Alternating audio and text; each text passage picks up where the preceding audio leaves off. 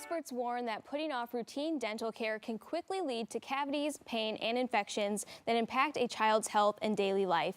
In fact, 51 million school hours are lost each year due to dental problems, and tooth decay is now one of the most common chronic conditions in kids. Even though it's highly preventable, dentists have a simple solution: start dental care early and treat small issues before they become big ones. The American Academy of Pediatric Dentistry recommends beginning dental visits at a very young age and highlights the important role of fluoride plays in preventing cavities by strengthening teeth and protecting long-term oral care. Dr. Tom Eisen joins us with more. Thanks for joining us. Thank you for having me on. It's a pleasure to be here to talk about Children's Dental Health Month. It is so important. And so kind of backing up here, when should a child have their first dental visit, and what usually happens if you don't take your child to the dentist at an early age? The American Academy of Pediatric Dentistry recommends that a child have that first dental visit by their first birthday.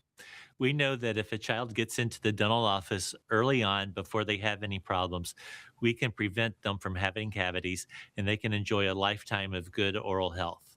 Unfortunately, a lot of children don't come in until they are older, say age 3 or 4, and we tend to find more dental problems such as cavities in those children.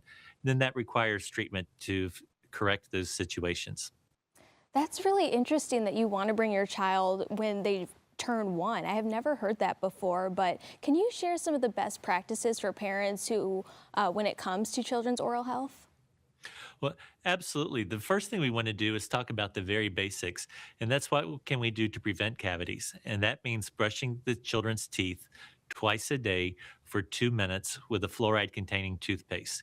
We want to do that once in the morning and then again at bedtime. All the food and plaque off the teeth. The more often that we can keep that food and plaque off the teeth, the less likely the child is to have cavities. And you hit on it too, fluoride. That comes really important to preventing tooth decay. So why is that? Well, fluoride is the single most cost-effective manner to prevent cavities. We know that with good long-term use of fluoride, we can we can have people experience up to 50% less costs for dental care. Now, what fluoride does is it soaks into the outer layer or the enamel of the teeth and it makes it stronger. Anytime that you eat or drink something with sugars or carbs, the bacteria in your mouth takes those sugars and carbs and they turns it into acid, and that eats away the tooth and causes the hole or the cavity.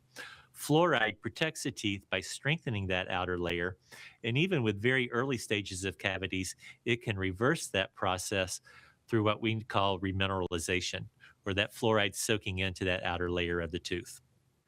So it is so important to have kids start brushing their teeth early on.